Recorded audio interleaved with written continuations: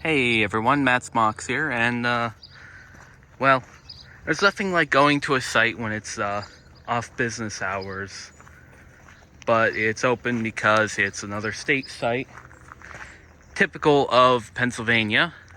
But we are at a place. I'm with Matt. Everyone knows him from the Eckley video, and hated in the EBT video. Finally, two people. But we are here at French Asylum. Now, as you may or may not know, French Asylum was the site where King Louie XVI, Marie Antoinette were going to escape to, along with a bunch of nobles, just before the Revolution.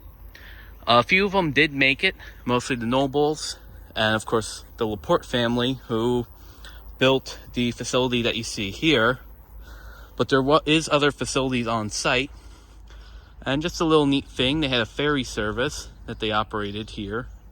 That's the bell, so you could ring across. And there's a bunch of structures around here. You can't go too far in certain locations, like that's a private farm across the street there.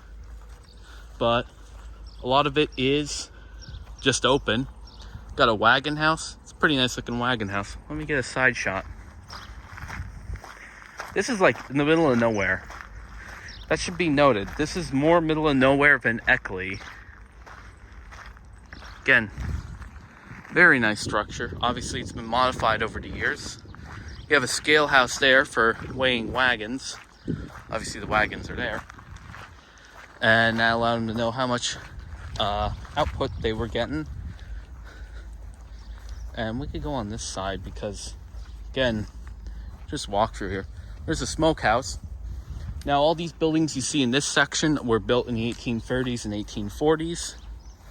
So, they've been around for a bit. And every sign is both in English and French because, you know, French Asylum. Get another view of that house, that side. And then the blacksmith shop. I do want to, because we're kind of walking circuitous, the route that we took. This is like the main drive through. I don't know, it looks really cool. It's very, very farm. But the blacksmith shop, beautiful building. Of course, you had everything you needed in a facility like this to operate normally. So here's there's actually a freight train crossing on the other side of the river, but I don't think we'll be able to see it. It's just a really nice, pleasant site in the middle of nowhere.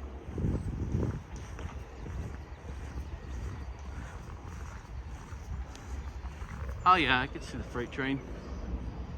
It's all sand, Lehigh Railway.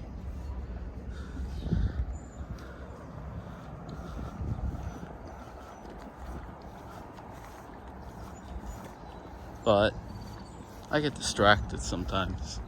You ever feel that? It's just wide open fields. Now I'm gonna get back to you with the next clip because after being distracted by a sand train, you can see there's this building. This is currently locked up. And then there's a hole in the ground, which is part of one of the buildings.